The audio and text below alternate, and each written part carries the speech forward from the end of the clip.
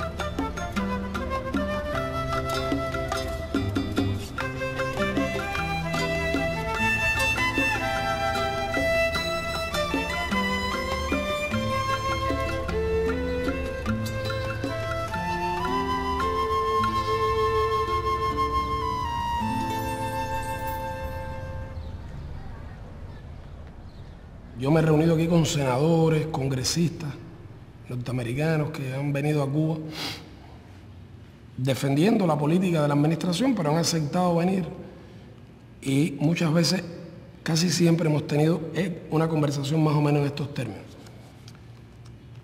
Yo les digo, bueno, ¿por qué ustedes nos bloquean? Porque su gobierno intenta matarnos por hambre, por enfermedades, porque ustedes no reconocen nuestros derechos de pequeño país. Dice, bueno, nosotros los bloqueamos a ustedes porque es que ustedes no son democráticos. En primer lugar, es una tontería y es una mentira, un argumento carente de seriedad. Todo el mundo sabe, las Naciones Unidas, fuera de las Naciones Unidas, que Estados Unidos ha tenido y tiene excelentísimas relaciones con países cuyos gobiernos ellos mismos no describen como democráticos. ¿Y qué es lo que no les gusta a ustedes del modelo cubano? Dice, bueno, no nos gusta que ustedes tienen un solo partido. Y bueno, nosotros creemos que si no hay más de un partido, no hay democracia. En fin, la lista es muy larga de países donde no hay nada que se parezca al sistema occidental que ellos imponen como paradigma. ¿Cuántos partidos hay en China? Mire, China tiene un solo partido igual que Cuba y sin embargo ustedes tienen relaciones, comercian con ellos. Dice, bueno, pero es que China es un gran mercado. La lista es larguísima y con todos esos países Estados Unidos mantiene excelentes relaciones. Pero mira, Arabia Saudita, ustedes critican a Cuba porque hay un partido, pero en Arabia Saudita no hay ningún partido. Y hay otros países donde hay. Y en Arabia Saudita las mujeres no pueden manejar un automóvil en la vía pública. Ah, bueno, pero usted tiene que comprender que es el petróleo, me dicen. Y relaciones, sobre todo en lo económico. Es que la política exterior de un país no puede fundamentarse solo en intereses. Tiene que fundamentarse en principios. Es la diferencia entre ustedes y nosotros. Tiene que haber una ética. Ellos nunca le han preguntado a ningún país cómo se organiza a la hora de apoderarse de sus minas, de su petróleo, de lo que les interesa. Por tanto, ustedes no pueden venir a hablarnos de que ustedes quieren la democracia en Cuba, entre otras cosas porque ustedes no son precisamente un modelo democrático. Un país donde se necesitan 9 millones de dólares para ser elegido senador y más de 100 millones para ser presidente, no es un país democrático. Porque el sistema norteamericano realmente es para tontos. Sistema corrupto, carente de representatividad. El presidente se robó las elecciones una vez y se la robó la segunda vez, según muchos piensan. Y nosotros no aceptamos su modelo, reivindicamos nuestro derecho a tener nuestro modelo, nuestras elecciones, nuestra manera de gobernar nuestro país.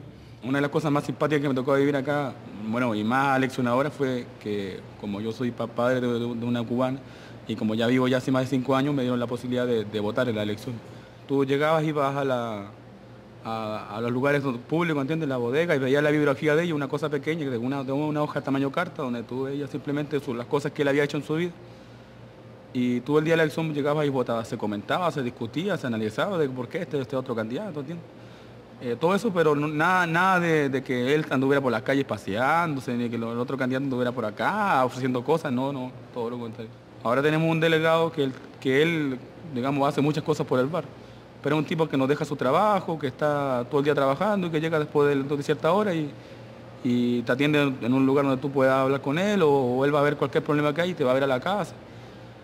Trata de mantener todo, digamos, organizado, todo bien. Si fuera una periodista norteamericana, estoy seguro que ya me habría hecho la pregunta, porque ellos lo repiten mucho. No, pero hay quien piensa que ustedes están muy contentos con el bloqueo, que ustedes no quisieran que lo levantaran. Ellos dicen, pretexto de los cubanos, Cuba está mal porque está mal administrada.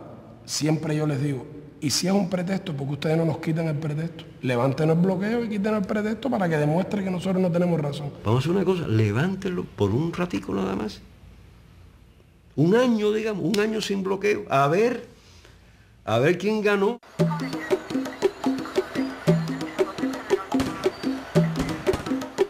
Un tema insólito en la política de Estados Unidos hacia Cuba es que la política del gobierno de Estados Unidos hacia Cuba durante muchos años no ha estado cimentada en los intereses nacionales de Estados Unidos.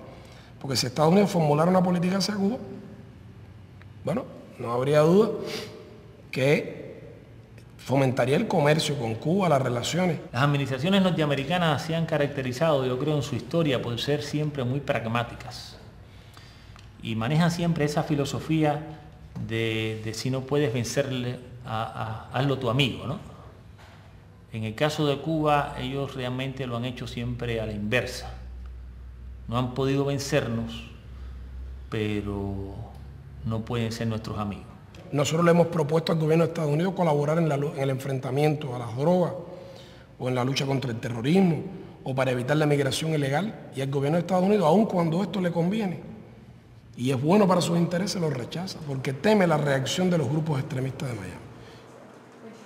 Esa emigración reaccionaria que vive del negocio de la política contra Cuba ha sido un gran perdedor durante 45, 46 años. Siempre han perdido. Teniendo centenares de millones de dólares, siempre han perdido. Y lo que ha ocurrido es que la política hacia Cuba ha sido secuestrada por estos grupos terroristas cubanos, grupos extremistas organizados en Estados Unidos, que son apenas 20 o 30 familias cubanas, pero que son las que tienen el dinero, no representan los intereses de la mayoría de los cubanos que han ido allí, que han emigrado por razones económicas, sino que son los antiguos batistianos, los antiguos dueños, los antiguos explotadores y torturadores en Cuba que se fueron para ahí y que tienen gran influencia.